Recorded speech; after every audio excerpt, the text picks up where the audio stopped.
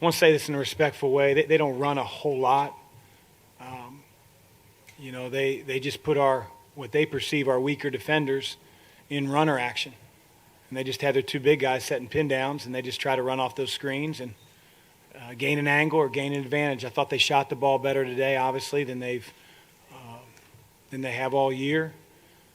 But I thought, some of their looks were created because of their quickness and their ability to use those screens effectively. We put him in Emmanuel. We were struggling to get a basket, so we were just going through two guys. And again, it's because they're really, really good defensively. And so we had to move people around and put those two in positions to make baskets, and they did. As both coaches just alluded to, Kentucky primarily went to their baseline runner series in Saturday's win over Louisville. They put either Tyrese Maxey or Emmanuel Quickley on the baseline and set pin downs to run around off. This isn't anything particularly new for Kentucky. It's been one of Calipari's go-to sets for years, but they've struggled with it this year. It's hard to run players that are struggling to shoot off of screens. And Kentucky entered the game shooting just 28% from three as a team. Here McMahon bails out Maxey on the contested two by fouling him. The only other basket Kentucky scored directly off the pin down screen itself was this nice read from Quickley. He rejects the screen to pop right back out for three. When guarding the pin downs, Louisville was jumping to the ball with whichever player was guarding the passer. Here you can see Fresh Kimball jumps to the ball and gets in Maxey's driving lane, but that opens up the boomerang pass to Hagans for three. The next option in the baseline runner series is to lift the big after setting the pin down. Here Nick Richards lifts, and that opens up the entire baseline for a Maxey drive. This is the same lift action Kentucky used regularly for Tyler Hero baseline drives last season.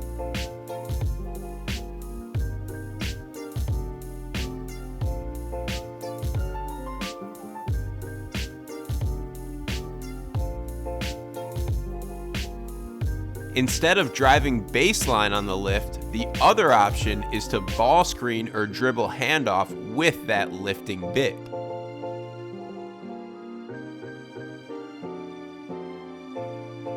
Kentucky scored 3 times off of these dribble handoffs, including 2 big ones with Maxey and Richards at the end of regulation and at the end of overtime.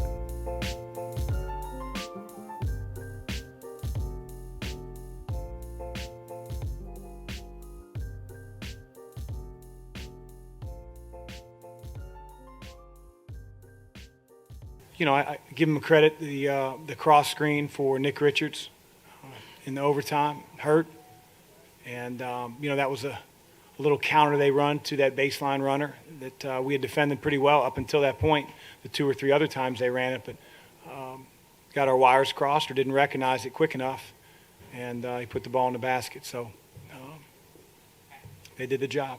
Kentucky has a counter out of their baseline runner set where it looks like Maxey or Quickley is going to run off screens like normal, but they actually go cross screen for the 5-man instead. It's a play that had created a layup for Kentucky 4 times already this season, and Louisville was ready for it throughout the game.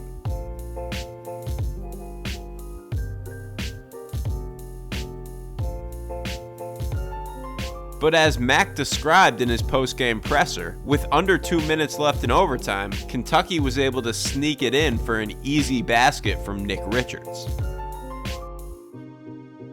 In total, Kentucky finished with 22 points off their different actions in the baseline runner series. And even more importantly, they came away with a big victory over their in-state rival.